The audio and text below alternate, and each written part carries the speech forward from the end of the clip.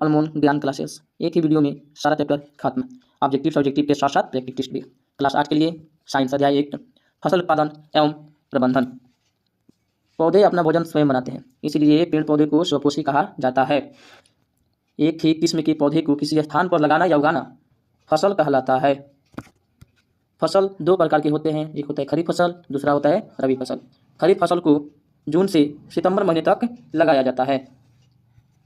धान, मक्का, सोयाबीन, मूंगफली, कपास यह सब खरीफ फसल का उदाहरण है। रबी फसल को शीत ऋतु यानी कि अक्टूबर महीना से मार्च महीना तक बोया जाता है। गेहूँ, चना, मटर, सरसों यह सब रबी फसल का उदाहरण है। फसल उगाने का प्रथम चरण मिट्टी तैयार करना होता है। किसानों का मित्र केंचुओं को कहा जाता है। मिट्टी को उलटने पलटने की प्रक्रिया जुताई कहलाती है। मिट्टी को उलटने पलटने की प्रक्रिया क्या कहलाती है? जुताई कहलाती है। यहाँ पे थोड़ा सा गड़बड़ हो गया है। रासायनिक उर्वरक के अत्यधिक उपयोग से जो मिट्टी की उर्वरता होती है उसमें कमी आ जाती है, यानी कि जो मिट्टी उपजाऊ होती है वो अनुपजाऊ हो जाती है। यूरिया, अमोनियम, सल्फेट, पोटास ये सभी उर्वरक खाद का उदाहरण है। सही समय पर खेतों में पानी देना सिंचाई कहलाता है, यानी फसल बुआई करने के बाद हमें खेतों में पानी की आवश्यकता होती है, वही पानी देना ही सिंचाई कहलाता है। कुआं, जलकूप, तालाब, झील, नदी, नहर ये सब सिंचाई की प्रमुख साधन है, यानी कि इन्हीं सभी के माध्यम से हम खेतों में सिंचाई करते हैं।